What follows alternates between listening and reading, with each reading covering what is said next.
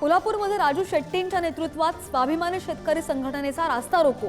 रत्नागिरी नागपूर महामार्ग बाधित शेतकऱ्यांना चौपट मोबदला देण्याची मागणी। पोलिसांकडून आंदोलकांची धरपकड।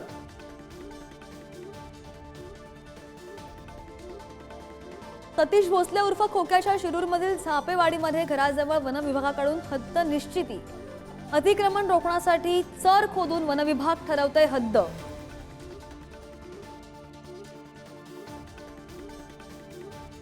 धनंजय मुंडेंविरोधातील 2 याचिकांवर आज बीडच्या परळी कोर्टात सुनावणी। निवडणूक शपथपत्रासंदर्भात करुणा शर्मांची याचिका, तर संपत्ती खरेदी विक्री व्यवहारांमधील फसवणुकीविरोधात सारंगी महाजन यांची याचिका।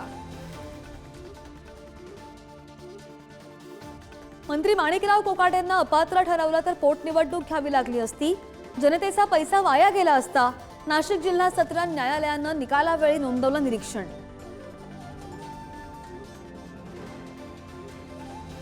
आजपासून राज्यामध्ये दुधाच्या दरामध्ये मोठी वाढ।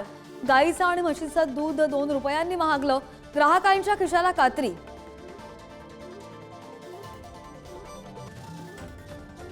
पुण्यामधील लोणी काळभोरमध्ये अफू अंमली पदार्थाच्या शेतीवर पोलिसांची धाड।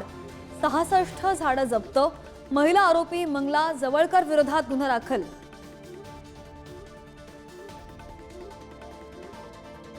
आजचा शनिवार ठरला घातवार। राज्यामध्ये 4 ठिकाणी भीषण अपघात। सिंधुदुर्गात बस ट्रॅव्हल, मावळमध्ये कार, इंदापूरमध्ये कंटेनरचा अपघात, तर बदलापूरमध्ये थेट घरात घुसली कार।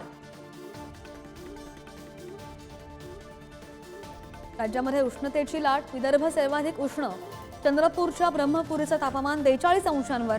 नागपूर, अकोला, अमरावती, वर्धा, यवतमाळचं तापमान 40 अंशांवर। तर पश्चिम महाराष्ट्रात पुणे, सोलापूरमध्ये सुद्धा सूर्य ओकतोय आग।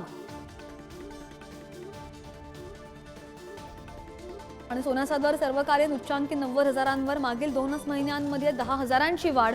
तर चांदी आता प्रति किलो 1,03,000 रुपयांवर।